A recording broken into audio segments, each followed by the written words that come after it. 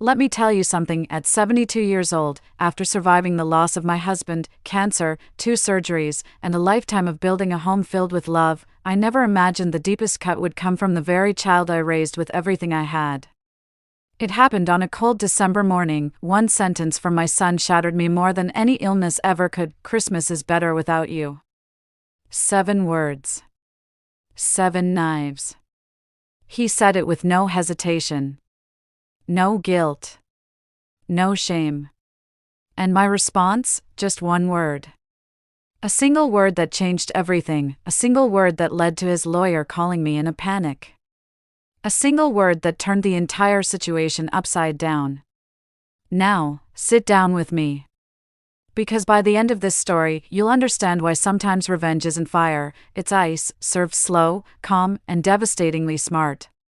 My name is Mary, I'm 72 years old, and I've always loved Christmas more than any other holiday. It was my thing.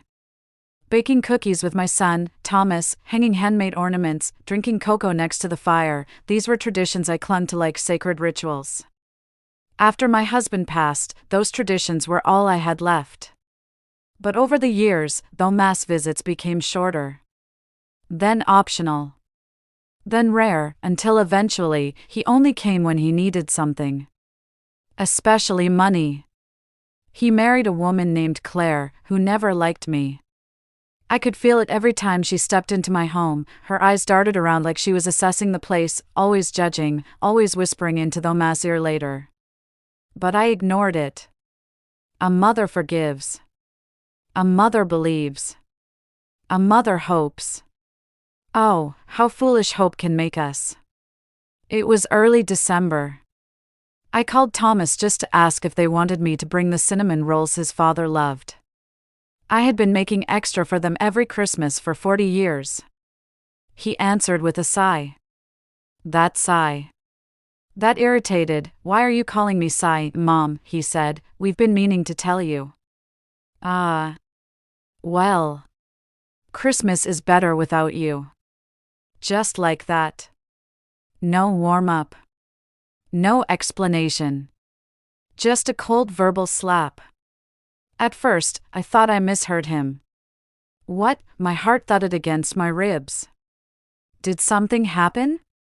Did I do something wrong? Oh my God, Mom, he groaned. You always make everything dramatic. Claire thinks it's time for us to have our own traditions. And honestly, it'll be less stressful without you. Stressful. Without me. His own mother. He continued, well, drop off a small gift. That's all. Don't make a big deal out of it. Then he hung up. And I just sat there, staring at the wall, feeling the kind of pain that almost knocks you breathless. A widow. A mother. A woman who gave her son everything. Unwanted. Banished from the one holiday that meant something to me. I didn't cry. Not right away. I made myself a cup of tea, sat at the kitchen table, and really thought about my life. About the sacrifices. About the late nights sewing costumes, saving for college, working overtime so he could have more. About the way his father used to say, "He'll always take care of you." Apparently, he was wrong. So, after hours of calm reflection, I picked up my phone and wrote Thomas a message. A very short message. I simply replied, "Okay, that's it." One word. Not angry. Not dramatic. Just okay. Because in that moment, my heart broke cleanly, crisply, like a glass ornament falling from a tree. And when a mother's heart breaks cleanly, she gains a clarity sharper than any blade. I went into the study, opened the locked drawer, and pulled out a file I hadn't touched in 8 years, my will. Everything I owned was supposed to go to Thomas. The house. The land. My husband's antique tool collection. The savings. The investments his father left. A lifetime of love and labor. all marked for the boy who just told me my Christmas, was better without me. So I grabbed a pen, opened the folder, and wrote a new name on the beneficiary line. Not his. But whose? Oh, you'll see. Let's just say blood doesn't always make family. Sometimes loyalty does. And that one word, okay, was not acceptance. It was the beginning of a quiet, devastating revolution. 2 weeks later, a knock came at my door. It was Thomas and Claire. I hadn't heard from them since the Christmas is better without you call. They didn't even bother coming inside. Claire held out a small gift bag like she was handing something to a charity box. "Merry Christmas," she said, with a smile so fake it belonged in a museum. I took the bag. It was light. Cheaply packed. Probably an afterthought. I nodded. "Thank you." Thomas shifted nervously. Mom? You okay?"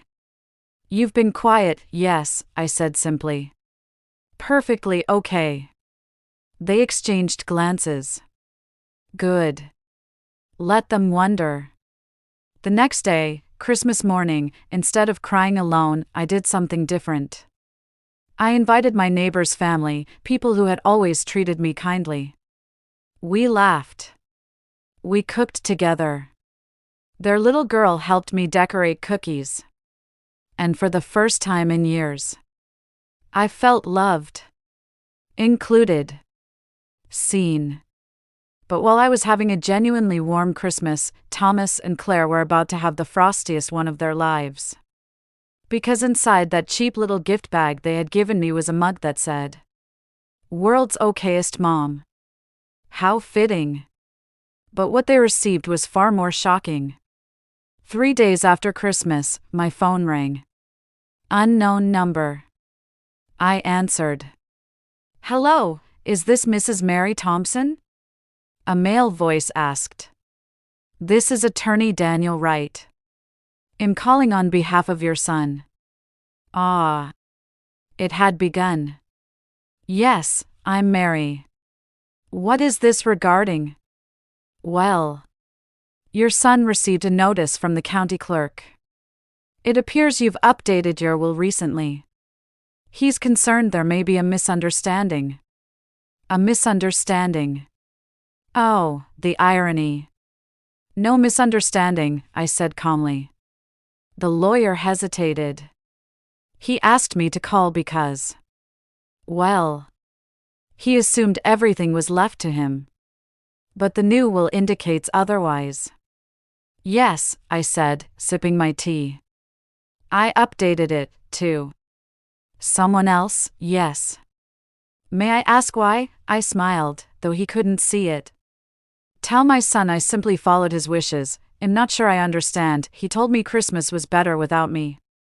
I paused. So now, his future is better without my assets. Silence. Complete, stunned silence. Then the lawyer cleared his throat. "Mrs. Thompson, your son is extremely alarmed. He asked me to see if you'd reconsider." "Oh," I said gently, "tell him the same thing I told him before." "What would that be?" "Okay." The next morning, someone banged on my door like the house was on fire. "Mom!" "Open the door," Thomas' voice. I opened it slowly. He stormed in, wild-eyed. "Mom, what the hell is this about your will? Why would you do something so insane?" "Insane?" I raised an eyebrow. "You told me your life, your holidays, are better without me. That was Claire's idea. She said you're too emotional." She said. He stopped, realizing he was digging himself deeper. "I didn't mean it like that," he said softly. I nodded. "I know exactly how you meant it." He paced the living room. "You can't cut me out of everything. I'm your son. That stuff belongs to me." Ah. There it was. Not remorse. Not guilt.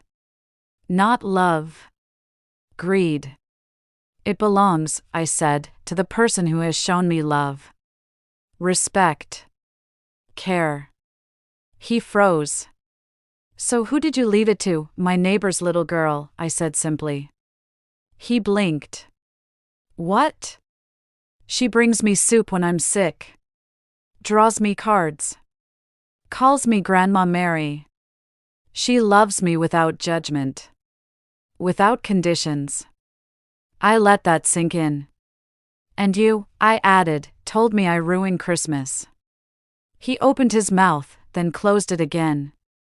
Anger flushed through him. This is insane. You need to fix this. No, I said. I don't. That evening, Claire called. Not to apologize. Of course not. She called to yell. To leave everything to some random child? You're crazy. Thomas deserves. Deserves? I cut her off. Deserves what? The house he hasn't visited in 5 months? The savings he never helped build? The love he throws away? You're punishing us. No, I said. I'm freeing myself. She tried every manipulative trick in the book, guilt, anger, fake tears, but I was done being their emotional doormat. I ended the call with the same word, okay. Over the next few weeks, something unexpected happened. I felt lighter, freer, stronger. For the first time in decades, I wasn't living for someone who didn't value me. I spent more time with people who did. I baked with neighbors. Volunteered at the library. Started painting again. And every now and then, Thomas would send a text, half apology, half demand. I answered each one with, okay. Because I no longer needed to fight. Silence and indifference was my revenge. 3 months later, Attorney Wright called again. Mrs. Thompson, I thought you should know. Your son tried to contest the will. I sighed. Of course he did. But, the lawyer continued, the judge dismissed it immediately. Your documentation is thorough, and your mental capacity is unquestionable. Well, I said, thank you. One more thing. He hesitated. He seemed shocked, devastated even, when the judge asked him when he last visited you. Apparently he couldn't give an answer. No surprise there. The lawyer lowered his voice. I just wanted you to know. You did the right thing. And for the first time in a long time, I felt proud of myself. So if you're listening to my story today, let me tell you what I learned at 72 years old. Sometimes the deepest betrayals come from those you love the most. And sometimes, the most powerful revenge is not loud.